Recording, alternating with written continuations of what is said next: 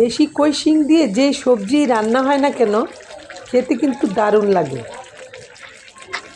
আজকে আমি রেঁধে নিলাম শিং কই মাছ দিয়ে কাঁচা টমেটো আর নতুন আলুর এই মজার তরকারি। আসসালামু আলাইকুম এভরিওয়ান, আপনারা সবাই কেমন আছেন? আশা করি নিশ্চয়ই ভালো আছেন।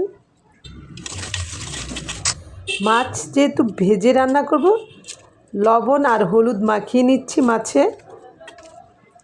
আর এদিকে কাঁচা টমেটো আর নতুন আলু কেটে নিয়েছি। কাঁচা টমেটো থেকে অল্প অল্প করে মাঝে মাঝে আমি বিচি অল্প অল্প ফেলে দিয়েছি, যাতে অতিরিক্ত টক হয়ে না যায়। এতে আলুগুলি ফালি ফালি করে কেটে নিয়েছি। একটা প্যান বসিয়ে আমি মাছ ভাজাটা বসিয়ে দিলাম।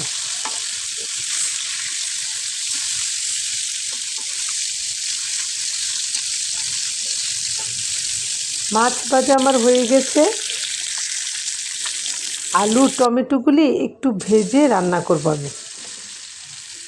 অল্প একটু লবণ হলুদ দিয়ে আলুটা ভেজে নিচ্ছি।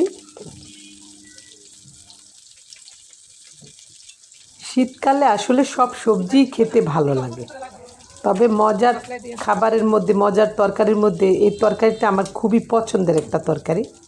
আপনারা রেঁধে খেয়ে দেখবেন। রান্নাটা আমি দু চুলায় বসিয়ে দিয়েছি।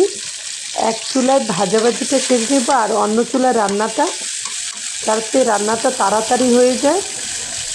একটা প্যান বসিয়ে তাতে পেঁয়াজ কুচি দিয়ে দিলাম, নেড়ে চেড়ে হালকা করে ভেজে নিচ্ছি। আর অন্য চুলায় আলু ভাজা হয়ে গেছে। এখন আমি টমেটোগুলি একইভাবে লবণ আর হলুদ দিয়ে একটু ভেজে নিব, অল্প একটু তেল দিয়ে।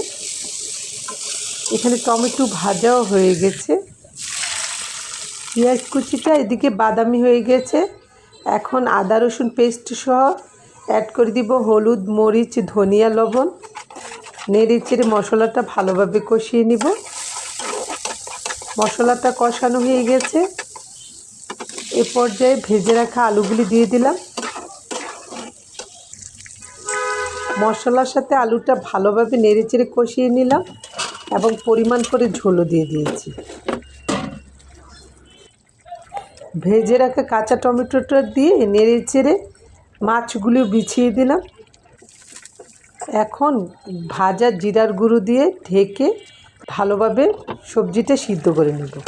সবজি সিদ্ধ হয়ে গেছে। ওই যে কাঁচামরিচ দিয়ে ধনেপাতা দিয়ে নামিয়ে নিতে হবে। সবাই ভালো থাকবেন। আল্লাহ হাফেজ।